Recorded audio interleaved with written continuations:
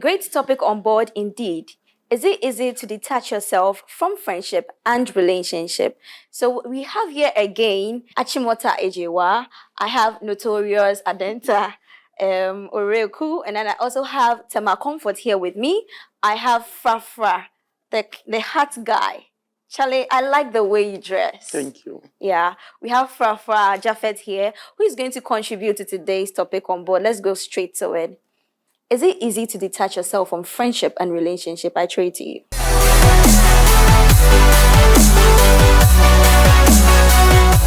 It's not that easy. But before you detach yourself, you have to know the reasons why you guys are detaching. Okay. And then it has to be in pace, like small. You don't just do it boom. Okay. And obi bakubenya hurts winning. Okay. So in kakra, then you just detach. I saw the flavor be Yes. Okay. Yes, spicy be. Okay. I think you need to outline yourself before you detach yourself from such relationship.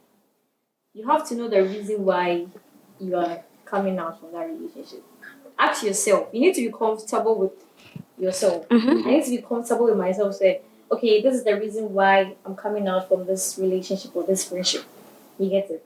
So I need to outline myself, get to find out why I want and feel comfortable so I can learn when I'm entering into a different relationship. Okay. I'll know what to do.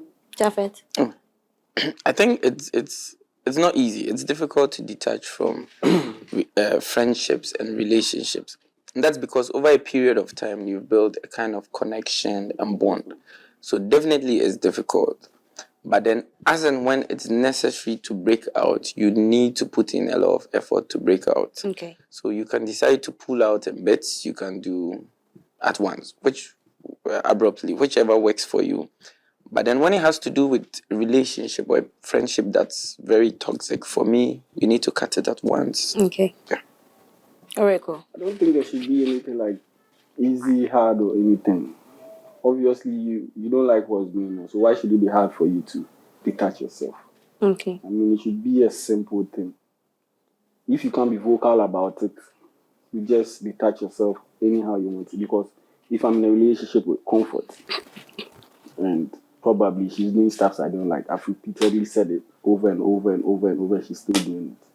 Why should I have problems detaching myself? It shouldn't be anything difficult for me. It should just be, you know what? I can't do it anymore. You are done. But the fact that you are not happy does not make it easy. So I'm saying it should. That is why we have had people who have stayed in relationships or marriages until the point of death. We have had people who have because stayed they wanted it. I don't want it. They wanted to endure. Maybe they saw some lights that okay at the long run maybe this man is going to change. This man is going to change or stuff like. But it didn't happen that way. And those who have attempted to leave have sometimes had lapses. They pull out, they pull in. Some people. All these point to the fact that it is difficult. I'm saying you shouldn't make it difficult for yourself. We are not saying people make it difficult. The process in itself is difficult. That is why you are going to make it difficult. You don't make it difficult. You are going to. You have control. How you have control over your emotions to an extent. Not 100%. People don't have total control over their emotions. That is why people have limits to getting angry. People have limits to reacting. Now, the limits to which we have control over our emotions vary from person to person. So the process of detaching from someone you have had a bond with is difficult. People have to put effort into it. And in that effort, people would pull out easier than some others. It does not make the process easy because someone has been able to detach immediately. It's a difficult process. I still. But then, like you are saying, you must make it a decision. You must put in the effort. You must stay to the decisions and parameters you have given to yourself. Some people have, let me see, dated for a long time. Look at this in this way. Me dating for like 10 years and me getting to find out that my husband is somebody who... You're dating your husband? Sorry. Okay, my boyfriend. Yeah.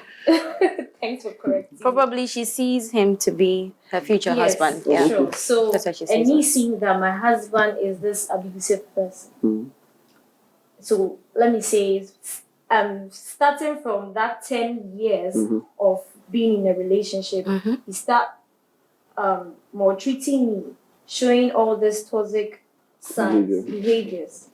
So in that case, it's going to be difficult to come out just easily. Because hey, I've spent 10 years. That's a problem. You have wasted 10 years of your life. I wouldn't call that wasted because I enjoy that. I mean, I learned from the during the 10 years. Okay. And within that 10 years, I have had a nice relationship with him. But then at that point was a difference that has happened. Okay. So me detaching myself from that relationship is going to be difficult. Sure. Yes. So I'm saying that one thing that makes it difficult is when we start looking at the sacrifices, what the person did for me, the time I've spent with the person, this guy was there for me when I was in need. But put yourself first. Regardless of whatever the person has done for me, then what of now? How is the person making me feel? What's going on?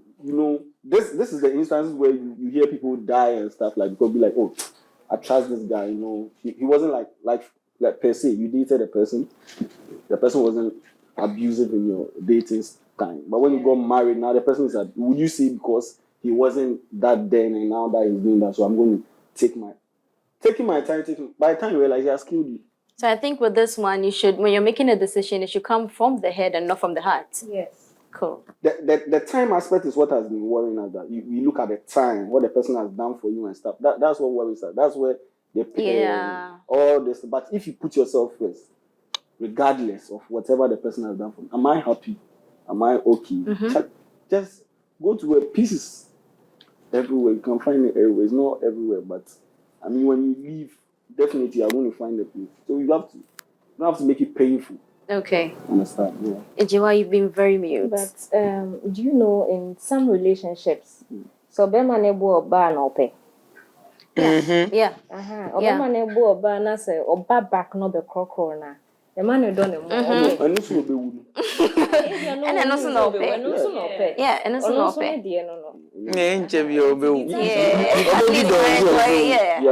You understand? I agree with you that it's different from what everyone wants. Yes, exactly. But I mean, I always say this: peace of mind, dear Charlie, is the best. Yes. Okay. So, what are some ways one can detach himself or herself from the other? Okay.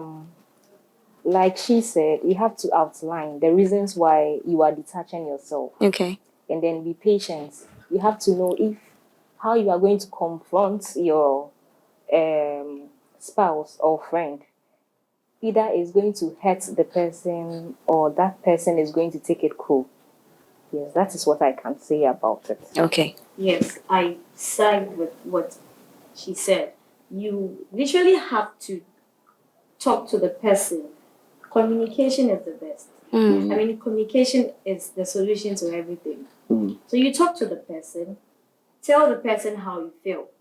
Maybe I can't go along with this relationship anymore. You tell the person this is the reason. It doesn't matter how the person takes it. Yours is you know what you are going through. Yeah. So you need to disclose that to the person and tell the person, hey, this and this and this and that is what I'm going through in this relationship, and I want us to what? End it. That's it.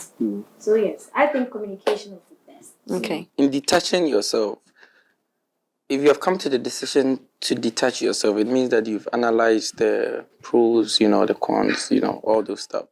Once you come to the decision to detach yourself, the first thing you need to understand is that you need to make the decision from your mind and not your heart. You should act from your mind and not your heart. So that's the first thing.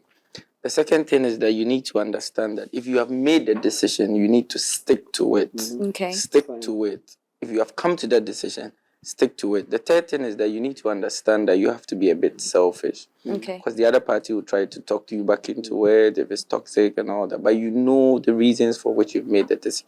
You have to be a bit selfish and then stick to it. And the last part is don't look back. If you look Okay. back, maybe the love will attract you Yeah. back, the bond. It's not an easy thing. So don't look back. The fourth thing is don't look back. Okay.